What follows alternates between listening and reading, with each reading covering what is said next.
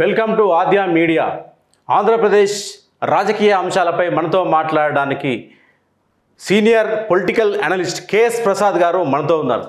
Sir నమస్కారం. నమస్కారం అండి. సార్, ఇటీవల చంద్రబాబు నాయుడు గారు నందిగామ జగ్గయ్యపేటలో రోడ్ షో నిర్వహించారు. ప్రజలు విపరీతంగా తరలి వచ్చారు, అంటే బాబు గారికి మద్దతుగా. కానీ ఏదైతే ఈ రోడ్ షో కార్యక్రమంలో బాబు గారి పైన రాళ్ళ దాడి జరగడం జరిగింది. అయితే దీంట్లో బాబు గారికి గాయాలు జరగలేదు, కానీ అక్కడ ఉండే సెక్యూరిటీ, చీఫ్ సెక్యూరిటీ ఎవరైతే ఉన్నారో మధుబాబు అని గాయాలపలేదు. అంటే ఈ ఘటన పైన మీరు ఏం చెప్తారు? నాకు మధుబాబు గారు మంచి మిత్రుడు అండి. సార్ ఆయనతో నేను మాట్లాడడం కూడా జరిగింది. అన్ఎక్స్పెక్టెడ్లీ ఆయన చంద్రబాబు నాయుడు గారిని ప్రొటెక్ట్ చేయడంలో ఆయనకి దెబ్బతగిలింది.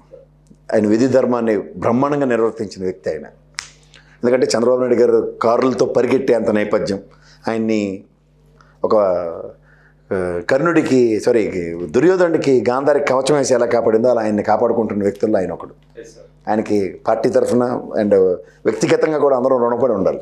ఎందుకంటే మనిషికి దెబ్బ తగలకుండా ఆ దెబ్బ ఆయన కాసినందుకు. అండ్ మోరోవర్ అంతర్గత కలహాలతో కొట్టుకు చేస్తున్న నందిగాం బ్యాచ్ ఒకటి ఉంది, సో కాల్డ్ ఇన్ తెలుగుదేశం. వాళ్ళని పరిరక్షించడానికి రఘురామ్ గారు అనే ఒక ఉన్నత విలువలు కలిగిన ఒక మంచి వ్యక్తి, ఎవరితోనన్నా తలలో నాలుకలాగా అందరి కష్టాలకి ఆయన ఉంటాడు. ఆ బాధ అంతా ఆయనే దిగమించే నేపథ్యం, 10 మందిని సమన్వయపరిచేంత చాణక్యతనం. ఎందుకంటే చంద్రబాబు నాయుడు గారి శిష్యుడు కదా, ఆ చాణక్యతనం ఆటోమేటిక్గా వస్తుంది. దాంతో అక్కడ స్వచ్ఛందంగా ప్రజల తరలు వచ్చేలాగా దాన్ని విజయవంతంగా నిర్వర్తించడంలో ఆయనకే క్రెడిట్. ఎందుకంటే చంద్రుడికి కూడా మచ్చ ఉంటుంది అన్నట్టు ఆ సభకు జరిగిన దిష్టి మా మధుబాబు గారికి దెబ్బతగల రూపంలో దిష్టి పోయిందని చెప్పుకోవచ్చు. అండ్ మోరోవర్ ఎవడెవడైతే అంతర్గతంగా కొట్టుకు చేస్తున్నారో వాళ్ళందరినీ ఒక ఏకతాటి మీద తీసుకురాగలిగాడు ఈ రోడ్ షో ద్వారా అండ్ ఒక సక్సెస్ చూసాడు. సార్, కలిసి ఉంటేనే కలదు సుఖం అన్నదానికి మా రఘురామ్ గారి ఆధ్వర్యంలో సక్సెస్ చూపించాడు. ఇదే కనుక కంటిన్యూ అయితే రాబోయే రోజుల్లో శుభ పరిణామాలు పార్టీకి సంతరించుకుంటాయి అన్నదానికి ఒక చూడండి, అందరికీ చెప్తే అర్థం కానప్పుడు ఒక ప్రాక్టికల్ డెమో ఇస్తే ఎలా వస్తుందో అలా డెమో చేసి చూపించాడు. ఒక్కొక్కరికి ఒక్కొక్క సామర్థ్యం ఉంటుంది. అలా 4 ఏళ్ళు కాదే, 4 ఏళ్ళు కలిస్తే పులిని ఎదిరించిన విధానానికి పులే వచ్చినప్పుడు 4 ఏళ్ళు సమాయత్తంగా ఉన్నప్పుడు ఎంతమంది జనాలు వచ్చారో వాళ్ళ ప్రశ్నకి సమాధానం ఆయన రూపంలో ఇప్పించాడు. దట్స్ రఘురామ్ గారు. ఇదంతా ఒక ఎత్తండి. మా చంద్రబాబు నాయుడు గారికి ఎప్పుడు చంద్రుల్లో ఉన్న మచ్చ ఆయనకుంటుంది.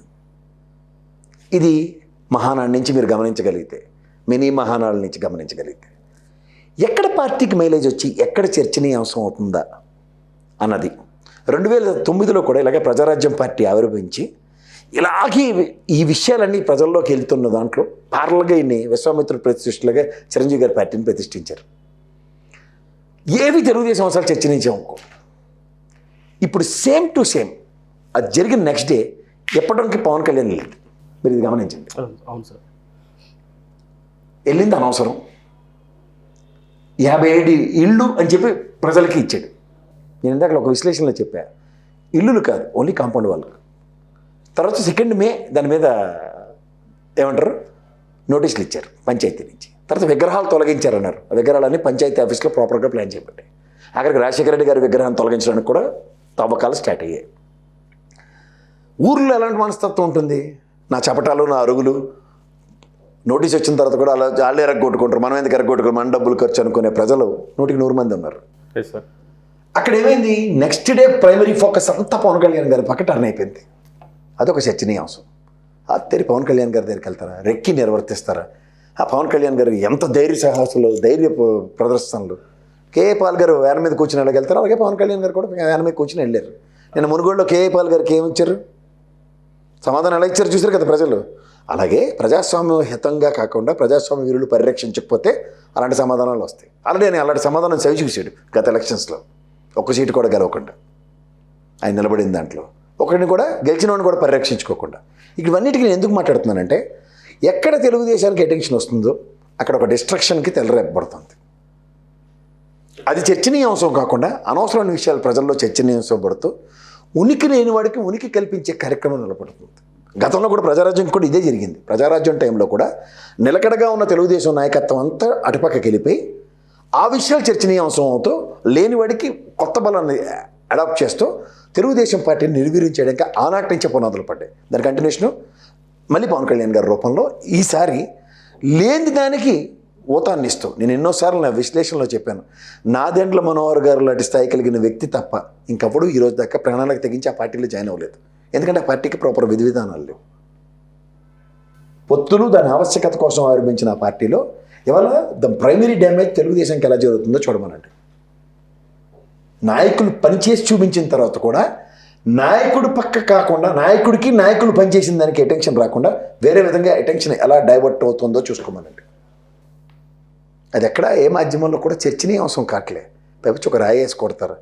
ఆ మాటకు వస్తే చంద్రబాబు నాయుడు గారు లాంటి వ్యక్తి చాలా స్పోర్టివ్గా ఏం తమ్ముళ్ళు రాళ్ళతో కొడతారని నవ్వుతో తీసి పడేసాడు ఆయన. ఎందుకంటే ఆయన చూడడం రాజకీయం కాదు కదా, ఆయనకి తెలియని రాజకీయం కాదు కదా.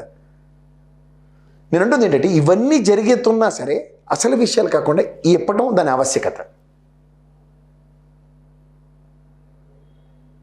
మినీ మహానాడులు, అయ్యన పాత్రుడు బూతులు, మహానాడు ఆ గ్రేష్మ గారు తొడకొట్టడం, అండ్ సబ్సిక్వెంట్ పరిణామంలో మాధవ దాని ఆవశ్యకత, అనంతపురం ఎంపీ, హిందూపురం ఎంపీ అతను.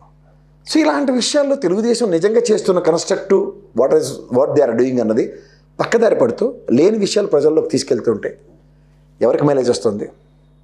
ఉనికి లేని వాడికి మైలేజ్ కల్పిస్తూ ఉనికున్న వాడిని నిర్వీర్యం చేస్తుంటే సేమ్ 2009లో ఏం జరిగింది అదే దానికి 2024కి ప్రిపరేషన్స్ చేస్తున్నారా?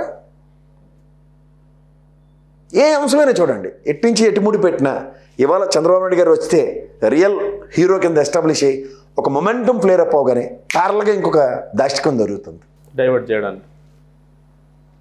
ప్రజలందరూ అటుపక్క చూస్తున్నారు. ఇది అసలు కనుమరుగైపోయింది. Yes sir. సో ఇట్లాంటివన్నిట్లోంచి ఎవరు సమాయత్తం అవ్వాలి, ఎవరు ఎలర్ట్ అవ్వాలంటే ఎన్నిసార్లు ఎన్ని రకాలుగా చేస్తున్నా ఈ విధ్వంసకర రాజకీయాలకి తెరలేపేశారు. అంటే ఈ విధ్వంసానికి అలవాటు ఎవరు పడుతున్నారంటే బలవంతాన్ని అందరూ పడిపోతున్నాం. నేను 2 రోజులు బట్టి చూస్తున్నాను ఈ విషయం మీద ఎవడన్నా నన్ను ఎక్కడైనా ఒక మీడియాలో కానీ ఏదైనా ఇంటర్వ్యూ ఉంటుందేమో ఏదైనా అంటే ఇది తప్ప ఎప్పటం దాని ఆవశ్యకత. అరే ఎప్పటం కన్నా ముందు జరిగింది ఇదే కదా, ఆయన మీద రాయిదాడే జరిగింది కదా, దాని గురించి ఎవరు మాట్లాడలేదు. ఒకరెక్కి అసలు సంబంధమే లేదు. పోలీసు వ్యవస్థ కడగరగా చెప్పింది this is nothing to do with it. అలవాటు తాగిదాన్ని ఆడింటి ముందు తిరిగితే దానికి ఒక పెద్ద విషయం కింద దాని ఒక హైప్ క్రియేట్ చేస్తాం. కొన్ని మాధ్యమాలు విపరీత ధోరణితో ఒకళ్ళని ప్రొటెక్ట్ చేయడానికి at the cost of Telugu Desam ఎలా చేస్తున్నాయో గమనించుకోమనండి. అన్ఫార్చునేట్లీ పార్టీలు లైన్లు ఇస్తాయి మీడియాలకి, కానీ మీడియాలు లైన్ ఇస్తే పార్టీలు ఆ విధంగా నడుచుకుంటున్నాయి.